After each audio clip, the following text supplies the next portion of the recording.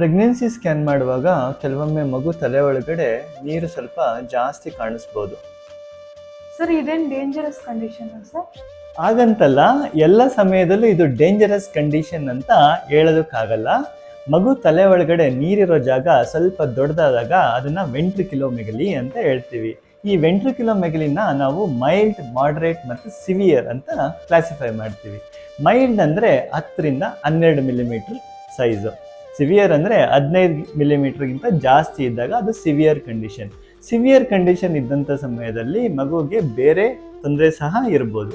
ಆದರೆ ಮೈಲ್ಡ್ ಇರೋ ಅಂಥ ಸಮಯದಲ್ಲಿ ನಾವು ಏನು ಮಾಡ್ತೀವಿ ಅಂದರೆ ಪ್ರತಿ 2ರಿಂದ 3 ವಾರ ಬಿಟ್ಟು ಸ್ಕ್ಯಾನ್ನ ನಾವು ರಿಪೀಟ್ ಮಾಡ್ತೀವಿ. ಅಂದರೆ ವೆಂಟ್ರಿಕಲ್ ಸೈಜ್ ಅಷ್ಟೇ ಇದೆಯಾ, ಜಾಸ್ತಿ ಆಗ್ತಿದೆಯಾ ಅಥವಾ ಕಡಿಮೆ ಆಗ್ತಿದೆಯಾ ಅಂತ ತಿಳ್ಕೊಳ್ಳೋದಕ್ಕೆ. 90ರಿಂದ 95% ಮೈಲ್ಡ್ ಇರೋ ಅಂಥ ಕಂಡೀಷನಲ್ಲಿ ಮಗು ನಾರ್ಮಲ್ ಆಗಿರುತ್ತೆ. ಹಾಗಾಗಿ ನೀವು ಗಾಬರಿ ಆಗೋ ಅಂಥ ಅವಶ್ಯಕತೆ ಇಲ್ಲ. ವಿಷಯ ಇಷ್ಟ ಆಯಿತು ಅಂತ ಹೇಳಿದರೆ ಶೇರ್ ಮಾಡೋದನ್ನು ಮರಿಬೇಡಿ. ಮತ್ತು ಪ್ರೆಗ್ನೆನ್ಸಿ ಬಗ್ಗೆ ಇದೇ ಥರ ಸಿಂಪಲ್ ಆಗಿ ಮಾಹಿತಿ ಬೇಕು ಅಂತ ಹೇಳಿದರೆ ಫಾಲೋ ಮಾಡೋದನ್ನು ಮರಿಬೇಡಿ.